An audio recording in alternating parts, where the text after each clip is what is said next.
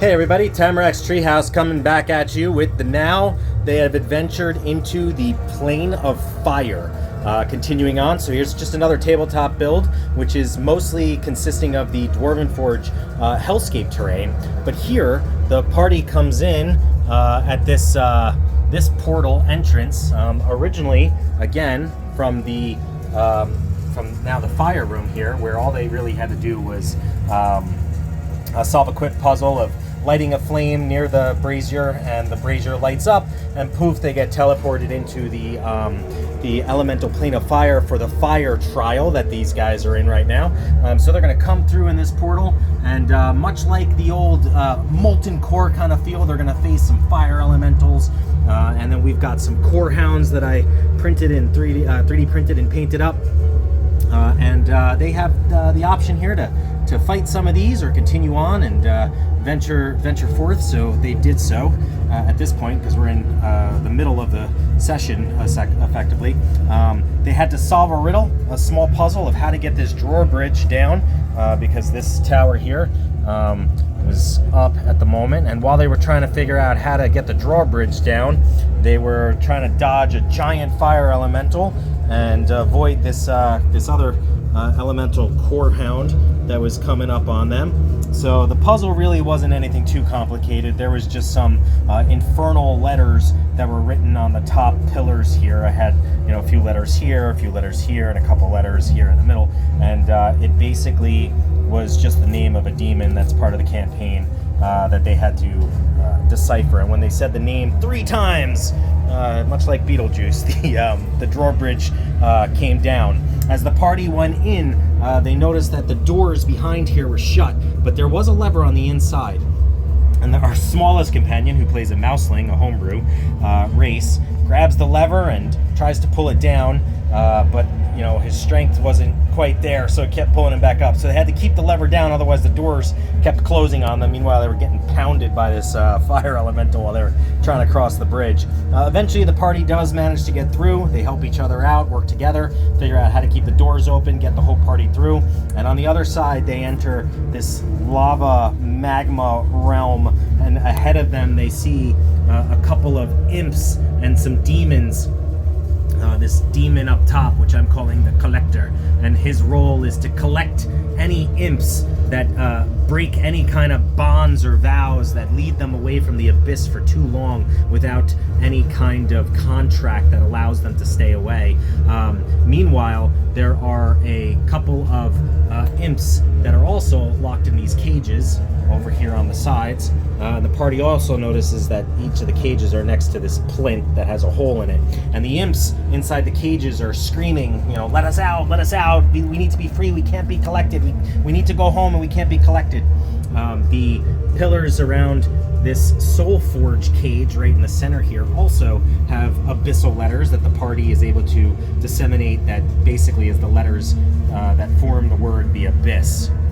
So the party has decisions to make. Do they let the imps out and free them? Because they say that they have the keys to open the portals to get them out of the plane of fire, the trial. So the party can try to free these imps that are in here, or are they being tricked and deceived, and maybe they need to help the Collector.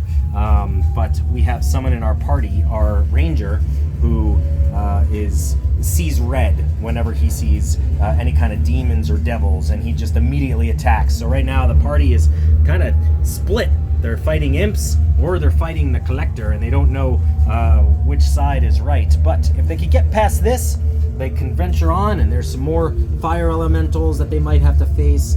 There's a pack of ravaging hellhounds that might come along, some more little fire elementals. I love these guys, World of Warcraft minis. And then they can venture off and on, and back here there is another plinth that maybe the imps can help them figure out how to open. There's another cage here with a surprise inside of it, potentially. And then we've got this giant abyssal elemental giant that they might have to face if they want to get past this plinth. And then when they do so, effectively, if they help the imps can use keys that are actually inside of them. And the keys will plug into the plinths, and when they turn the keys, the portal here underneath the collector will open up, which is effectively an entrance to the abyss, but also the plinth, which they have come to learn in each of the trials over here, will start to spin. And when this spins, if they touch it, that will allow them to exit the fire trial and head back to their what they believe would be their home base to rest up, just like every other trial has happened. Along the way, they will also see another rune symbol that they faced at one point, which is a little bit of backstory information, so a plot hook, so to speak, that they can trigger there. But one thing that they won't expect is the Spanish Inquisition, because I don't want to give anything away, because I think my players watch this. So that's where I'll stop, that's where I'll end.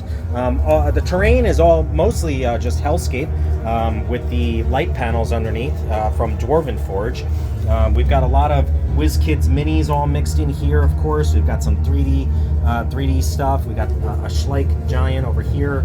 I do have this piece of terrain, which was meant to be with a fog machine from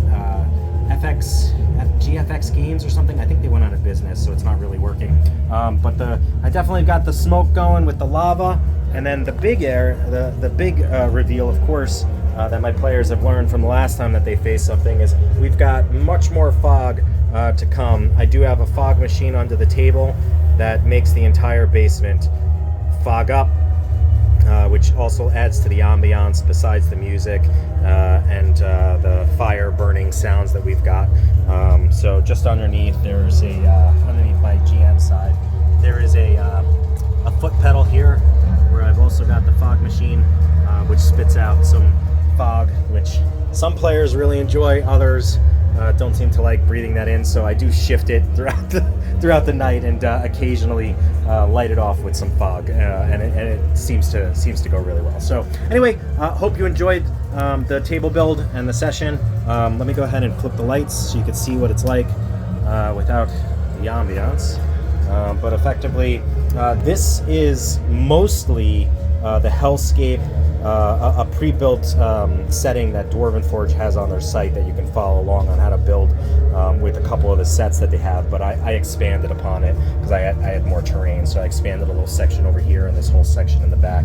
But this little section, well, not little, I guess, but this section right here is something that's got a build pattern in on the Dwarven Forge site that I really liked and I wanted to try to use and incorporate here. So yeah, it's effectively the session. Hope this gives you guys some inspiration, some ideas on maybe a one shot or something that you want to do, and then just an awesome tabletop setting terrain. So as always, enjoy, and thanks so much for stopping by. If you like this kind of stuff, please like and subscribe.